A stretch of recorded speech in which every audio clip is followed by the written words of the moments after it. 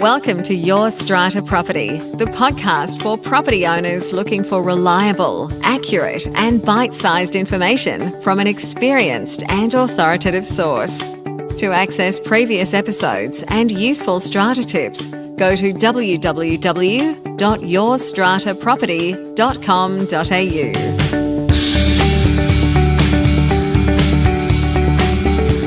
Hello and welcome. I'm Amanda Farmer and this is Your Strata Property.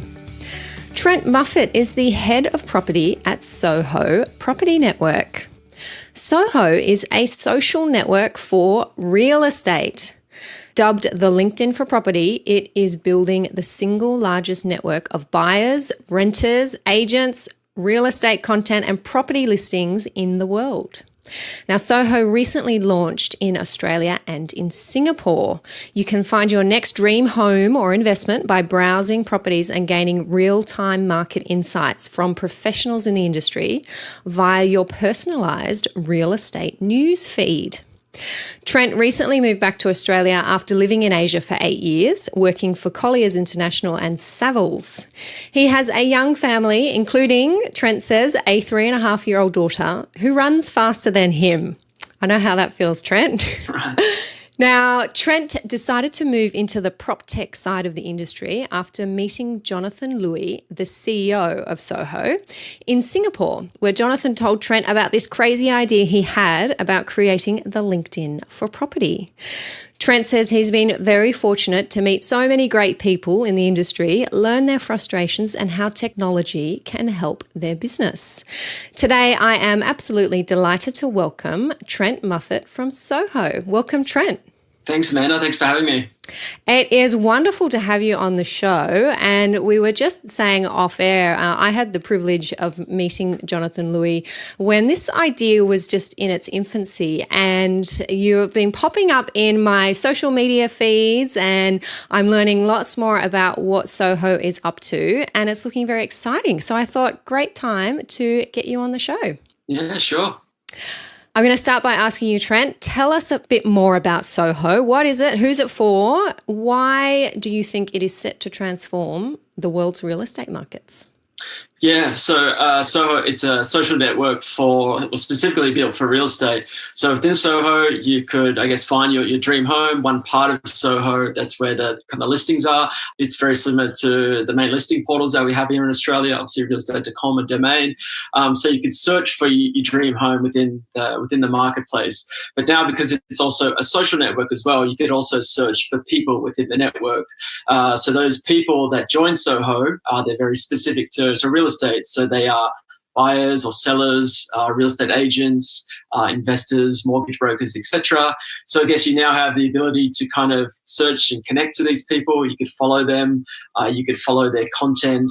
For example, if I'm looking at buying a property in Rose Bay in Sydney, I might want to try and search for property experts, Rose Bay. I would have a list of all the agents and I would get to consume all the real estate content that they're kind of producing, which I guess would make my investment decisions or I guess my market knowledge about buying property in Rose Bay much easier while I wait for my dream home to kind of hit the market within the listing side of things. So I guess it's kind of taking more of the social network, the social fabric around real estate rather than it just being about property listings and just about the transaction.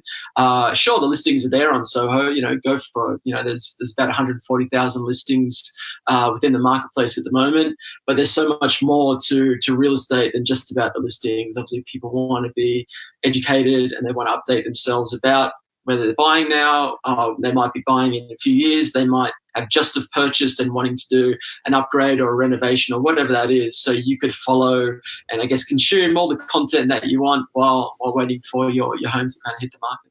Wow, it sounds fabulous. And when you think about this investment in property, people buying, whether it is a home or whether it's an investment, spending probably the largest amount of cash that they're going to spend on any one item in their life, especially if you're buying in Sydney, taking that time to get educated, to connect with people in perhaps the local area that you're looking at, to learn about that area, to look at similar properties. As you said, if you're renovating, to look at the way other people have done that, and to be able to do that in this, what sounds to me like a one-stop shop. Sounds really cool. Yeah, it is. So I guess, if you want to consume real estate content at the moment, you might be looking for listings on a certain portal. You might want to educate yourself. But I guess the way you look at it at the moment, I would have to go off those platforms. I would Google search, Rose Bay content or Rose Bay market updates. It's leading me to another site and to another site and to another site. I kind of might eventually consume all the information that I want to get to. But with Soho, it works very similar to the way that I guess Facebook works. Is if I'm your friend on Facebook and you're posting your holiday, or you just had lunch at wherever it is, I would be able to see that content within my newsfeed, and I can obviously engage with you that way. So Soho is this very similar thing that if I'm in your network on Soho, and you're posting content and that content I can kind of see and consume that content kind of straight away. I guess in a format that the other social networks are kind of using at the moment, your Facebooks, your LinkedIns, your Twitters, etc. So yeah, I guess just kind of following off the way that the other social networks work. You did mention who is Soho for in your first question. Yeah. I guess it's pretty much for everyone. I mean, there's so many different stakeholders within real estate. You've got buyers, sellers, renters, real estate agents, developers, architects, etc. So I guess it just depends on which stage of the property cycle that you're at, and how do you want to use that. Are you actively searching for a property at the moment? Maybe you're looking for your first home, or you want to buy an investment property. So you might be a little bit more active on Soho, because you want to kind of get all that information about the biggest decision that you're pretty much going to make in your life. Or have you already transacted and now you're kind of at a different part of the cycle? Are you, like I mentioned before, do you want to upgrade or add a carport on, or fix up your garden, or get some nice kind of interior design? So I guess it depends on which part you're at and how you want to use it. But I guess it's not just about the transaction, which I guess so much of it is today is kind of focused on, is just about the transaction, and then things kind of stop. But within real estate, there's so much more kind of beyond that transaction. Interesting. Now, just looking at that transaction for the moment, you mentioned there, I think you said you've got about 140,000 listings. So is that particular properties for sale through the platform at the moment?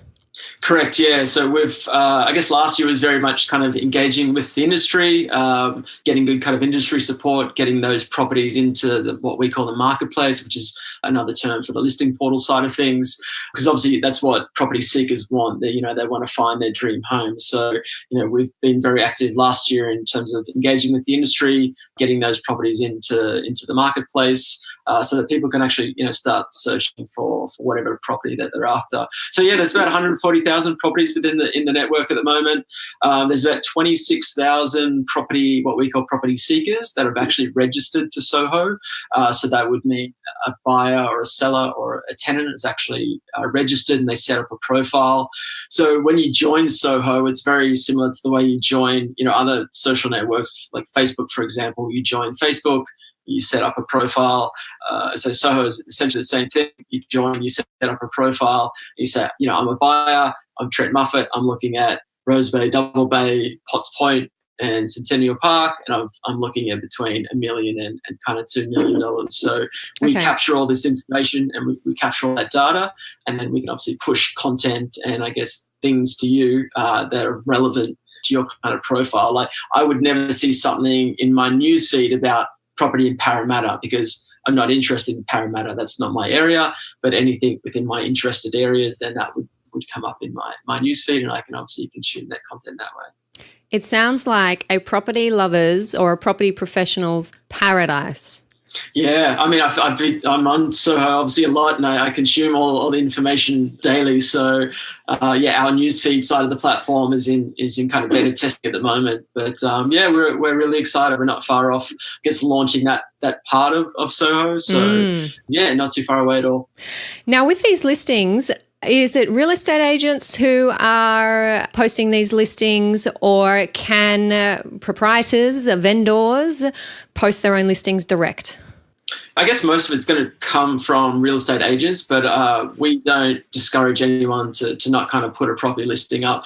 So there's about 5% of the listings on Soho at the moment, 5 to 6% are that actually from owners. So that's from an owner actually wanting to kind of post by themselves and wanting to obviously engage with the market that they want to do that. So yeah, 95% would be from agents, 5% is going to be from owners, which kind of runs in line with, I guess, the industry standards. If you look at other portals, I think Domain's about the same. There's about 5 or 6% of private sellers on Domain. So essentially we're kind of mimicking the way that Domain and a couple of other portals. Yeah. Do you think because it does sound like more of a social or user-friendly platform, do you expect that percentage of owner-listed properties to increase? And is there some potential for disruption there when it comes to the way that we purchase property? Yeah, I mean, it's possible. I mean, it's definitely not we're not trying to kind of cut anybody out here. I guess it's very kind of similar to the way that LinkedIn works. You know, on LinkedIn, you know, they pretty much just kind of said, and I guess other social networks, but I'll use the LinkedIn kind of analogy. LinkedIn just said, look, just bring all these profiles online, whether you're an employer, an employee, whether you're a recruiter or a professional, just create a profile and I guess let the communication kind of happen between everyone. So the interesting thing that kind of happened on LinkedIn, because you've got like 600 million, nearly 700 million profiles on LinkedIn, actually the need for recruiters has increased. So recruiters, they're very similar to a real estate agent. They're a third party. I guess you could probably look at them as a broker. I'm not sure if you've probably noticed on LinkedIn, but there's more recruiters now than there ever was. So that's because there's more people, there's more candidates that actually want to try and match up to the right job. So we probably think that it's going to go in the same way as a LinkedIn, that this would actually encourage, or there would be more real estate agents in the future. That's because there's probably going to be more properties to actually choose from. So it's not so much that we're trying to cut anybody out. It's more just let that communication happen between the industry. And so I guess that's our kind of view on things at the moment. Yeah, and I could see how that would play out where you might see some more movement, I suppose, in the market, more people buying and selling, making their properties available to buy and sell because they're perhaps more often immersed in the conversation about property, more easily understanding the market because they can access information through this kind of, as I keep saying, user-friendly social platform. So that's a really interesting angle, isn't it? For sure. And look, you know, one of the big barriers to entry for somebody to bring their property to market is that if they would have to kind of pay to list and kind of put it on these, you know, major listing sites. You know, when you pay to list, it costs thousands of dollars. You know, in Sydney, it's $5,000 to $10,000. I guess, you know, depends on how high you kind of want to rank and I guess how much of a premium you want to pay for that. So yeah, that's a huge kind of barrier to entry. You know, if you could bring that pricing down and say, hey, you know, you don't have to pay $5,000 just to put it on one site and then $5,000 on another site, just to kind of market your property. You know, our marketplace, we don't kind of charge to do that. There's no listing fees at all. And, you know, I think if you fast forward 5 or 10 years and you kind of think, obviously these listing portals, they keep raising the price of the listings every year, you know, 20%.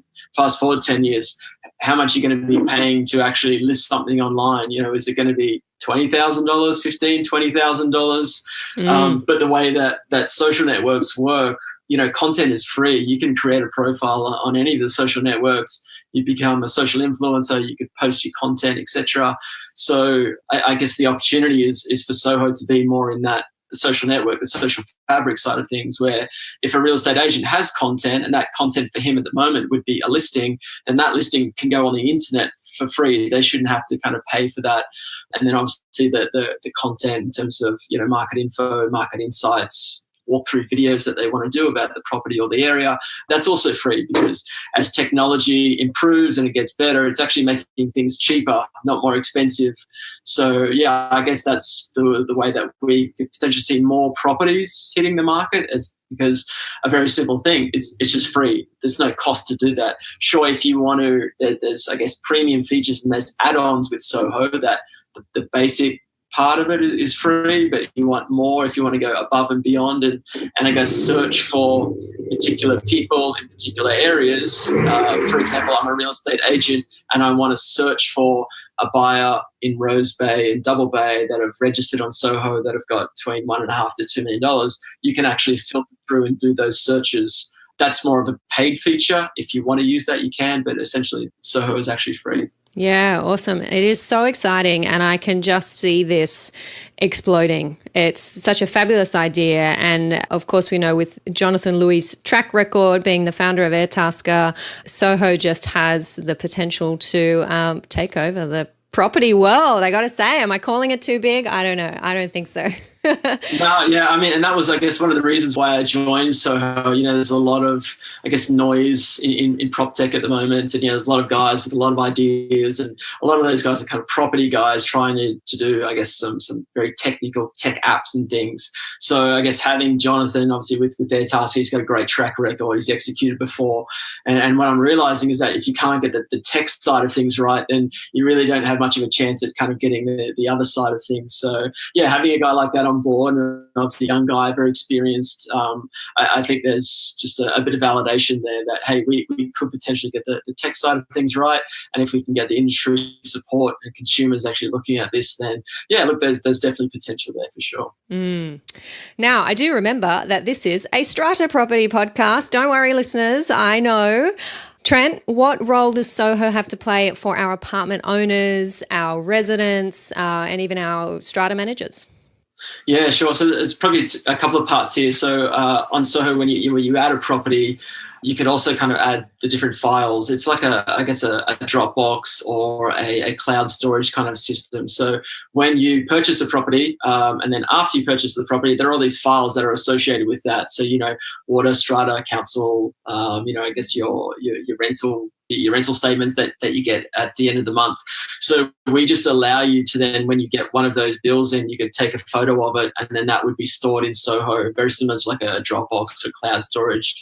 You could access that storage at any time. Sure, the council might send you your rates via your email, or your property manager sends you something via email. That's great. But you'd also have to search through your email and try and find where are my rates for February 2019. So within Soho, I guess one part of it is we do allow you to kind of manage all your files, and then you can pull up those files at kind of any time.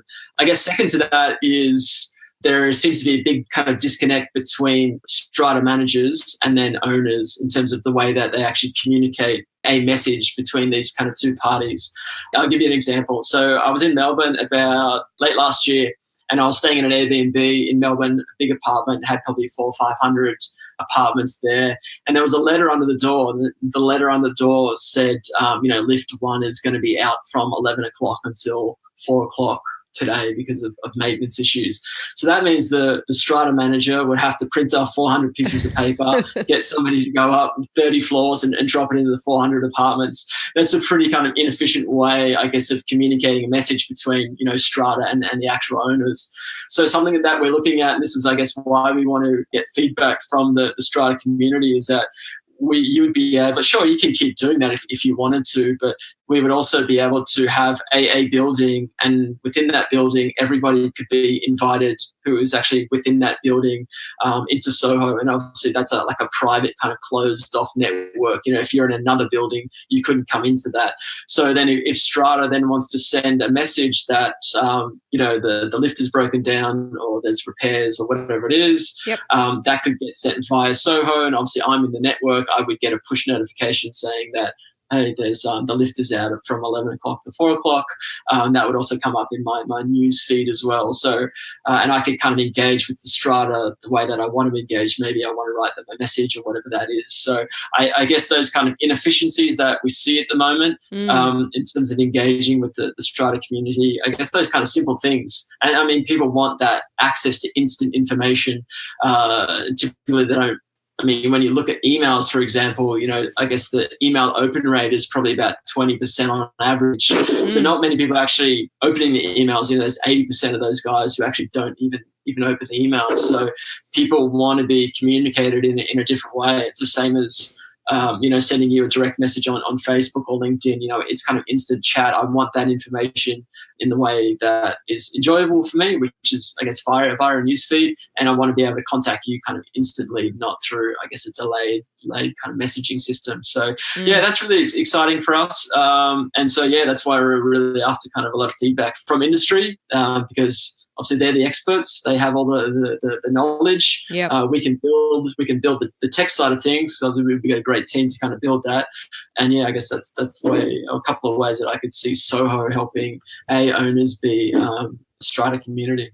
Yeah, and I can definitely see strata managers, building managers getting involved in putting their profiles up on Soho and getting engaged with their particular area that they want to service, or the types of buildings or the types of clients they want to service. So that's really interesting. And that file storage system, things like strata reports. So when you're purchasing a strata property, and a diligent, we would say, purchaser will go and inspect the books and records of the owners corporation, or the vendor might provide a strata report with information about what's going on within the owners corporation. That's the kind of thing that could easily be attached to a strata listing.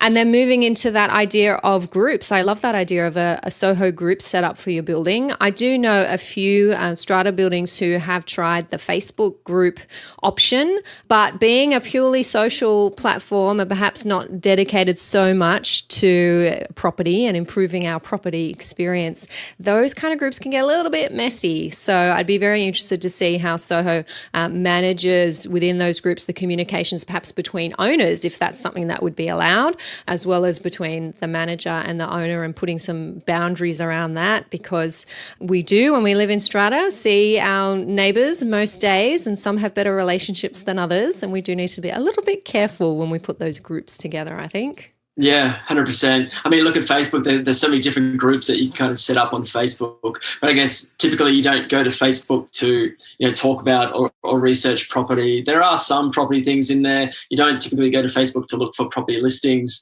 I'm sure they have group chats for real estate within Facebook. I guess it's just our view that, Facebook is very, very big and very, very broad. I'm sure it's for your friends and your family, but, there's also 1.8 billion profiles on there, and that their marketplace is kind of huge. There's property, there's bikes, there's cars, there's shoes, whatever it is. So yep. I guess setting up a very specific social network just for real estate is kind of the way that social is kind of moving in general anyway. So yeah, that's where we come from. Yep. Genius. Now, Trent, your hot tip, your prediction perhaps for the future of Australian real estate, hit us with it.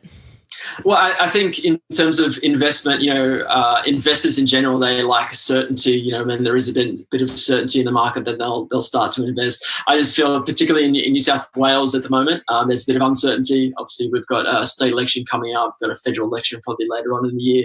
So that's going to create, I guess, a little bit of uncertainty. But for me, it doesn't really matter what part of the property cycle that there is. There's always opportunities for buyers or sellers. At the moment, there might be an opportunity for a buyer to come across a motivated vendor, that's kind of looking at discounting his property because he wants to sell, or maybe the vendor that's made, a lot of money over the last kind of 3 to 5 years within the city market anyway, and they want to kind of cash out and realize some of those gains that they've made over the last kind of 5 years. So, I think it just comes down to kind of the micro markets and do you need to buy at the moment? Do you need to sell? Do you need to upgrade? Do you need to buy something for your kids? So yeah, I think that there's opportunities everywhere. Probably at this stage, I'm a little cautious. I would like to see a little bit more certainty in the market, but 100%, if you're active in the market, those opportunities will present themselves for sure. And that's the key, isn't it? To keep your eye on the ball and understand what is going on in the market and what's happening in different areas, because, I referred to Sydney because that's where I live, but particularly there are different parts of Sydney, different suburbs that perform in different ways, and some of them unexpectedly. So being immersed in that information, which it sounds like, Soho is the place to go to if that's what you want to be immersed, is how you keep your finger on the pulse. Exactly right. Yeah, couldn't agree with you anymore. Now, we no doubt have some listeners who are very keen to check out Soho. I certainly am looking forward to taking a closer look at it. How do we get started with Soho? Yeah, probably. I think the first point of call would be just jump on the website. So www.sohoapp.com. You can actually create your profile on the website. You can add your property in. There's some links in there that'll lead you to the app stores, whether that's the Android or the iOS app. You can add your property via the app. You can't actually add your property via the website at the moment, so that's not too far away from being built out. But yeah, definitely just jump on, create your profile, see who's in the network, see if you want to connect into different people. There is the newsfeed side of things coming out soon, so not too far away. You'll be hit with, I guess, a lot more news updates and I guess market updates from different property industry experts. But yeah, definitely jump on the website, download the app. You can add your property in there. There's no cost to do that. If you are an owner and you do want to add your property, there's just a very simple kind of verification process that we kind of vet property. So I just need to see that you are actually the owner of the property. So just some documentation is quite easy. But in saying that, when you add the property, you don't actually have to make it live within the Soho network. You can keep it private. So that means you might just want to use it as like a file storage.